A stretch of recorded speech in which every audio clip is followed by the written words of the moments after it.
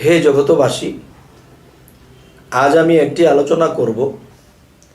এই আলোচনাটি আপনারা একটু খেয়াল করে শুনবেন যে অনেকে কমেন্টে, অনেকে ফোনে আমাকে এই কথাগুলো বলেছে যে আপনি যখন আলোচনা শুরু করেন তখন সালাম দেন না কেন?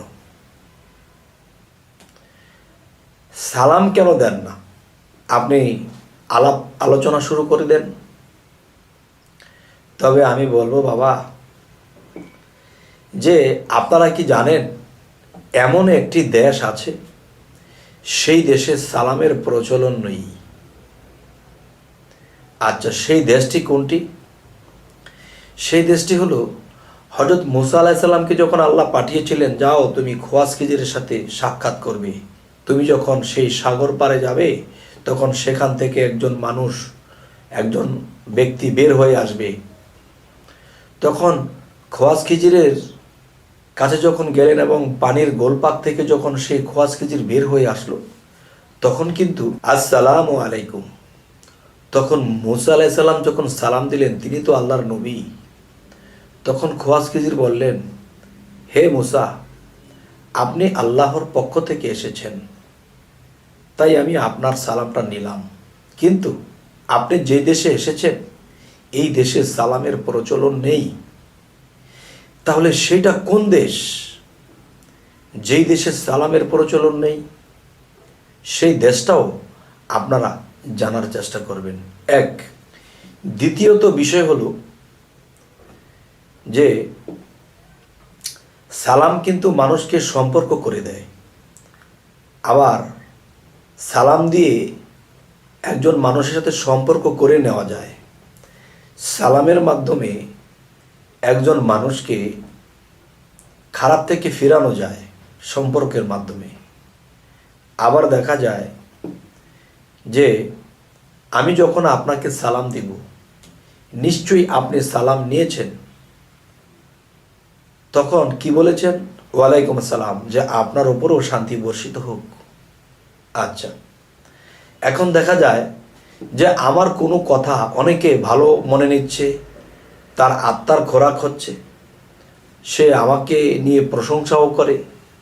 কিন্তু দেখা যায় এমন কিছু মানুষ আছে, তারা এই আলোচনাটা শুনলে, আমি বলেছি এক জায়গায়, সে বুঝেছে আরেক জায়গায়, তখন আমাকে সে ভুল বুঝেছে, আমাকে নিয়ে একটা কটূক্তি করেছে, আমাকে নিয়ে একটা খারাপ কমেন্ট করেছে। এই লোকটি কিন্তু একটু আগে কি বলেছিল? ওয়ালাইকুম আসসালাম, তার মানে আপনার উপরে শান্তি বর্ষিত হোক। তো আমার নামে যদি কেউ বদনাম করে, আমার খারাপ বলে, তখন কি আমার শান্তি থাকবে? তখন একটু আগে ওয়ালাইকুম সালাম বলে যে আমাকে শান্তি দিল, কিছুক্ষণ পরে কিন্তু আমার আলাপটা শোনার পরে তার খারাপ লেগেছে, তখন সে কি আমাকে নিয়ে একটা কটূক্তি করেছে এবং আমাকে সে একটা খারাপ কিছু মন্তব্য করেছে। তখন একটু আগে যে সালাম দিয়ে বলেছিল যে তোমার উপর শান্তি বর্ষিত হোক, তখন কিন্তু সে অশান্তি সে তার কাছ থেকে আমার দিকে আসলো। তার কমেন্টটা পেয়ে আমার মনে আঘাত গেল। তাহলে একটু আগে কিন্তু আমার শান্তি কামনা করেছিলেন, একটু পরে একটি কথা শুনে যখন খারাপ লাগলো, তখন একটা কমেন্ট খারাপ করে তখন কিন্তু আমাকে অশান্তি সে আপনি আমাকে দিলেন। তবে যেই মুখ দিয়ে আমি একবার যাকে শান্তি কামনা করব, সেই মুখ দিয়ে কখনো তার অশান্তি কামনা করতে পারবো না। তো এই জন্য বলি, আমাদের যে আধ্যাত্মিক জগতের আলোচনা, এই আলোচনাগুলো অনেকে শরীয়তের দৃষ্টিতে বোঝে, তখন দেখে যে কথাটা তার ভালো লাগেনি, তখনই একটা মন্তব্য করে বসেছে। আর যখন সে তরিকতের লোক বা আধ্যাত্মিক জগৎ বোঝে এমন একটা লোক, তখন সে আমাকে মার হাবা লিখে দিয়েছে কমেন্টে, তখন সে যে তাকে যে আমি সালাম দিয়েছিলাম, এই সালামটা কিন্তু কাজে লেগেছে, সে আমার শান্তি কামনা করেছে। আর যে আমার সালাম নিয়ে পরে অশান্তি কামনা করলো, সে কিন্তু পাপী হলো। তবে আমি সালাম দেওয়া নেওয়ার মাধ্যমে যদি একজন ব্যক্তিকে পাপী বানাতে হয়, তখন এই সালাম কেন দেব? এক, দ্বিতীয়ত কথা হলো যে আমি কিন্তু হে জগতবাসী বলি, এবং এটা বলার আগে আমি মনে মনে বিসমিল্লাহির রহমানির রহিম, যে হে আল্লাহ, হে প্রভু, আপনার নামে শুরু করিলাম। তো এখন দেখা যায় যে আল্লাহর নামে শুরু করেছি, এটা মনে মনে বলেছি। আর একটু জোর করে বলেছি, হে জগতবাসী, আপনাদের সামনে আজ একটি আলোচনা নিয়ে আসলাম।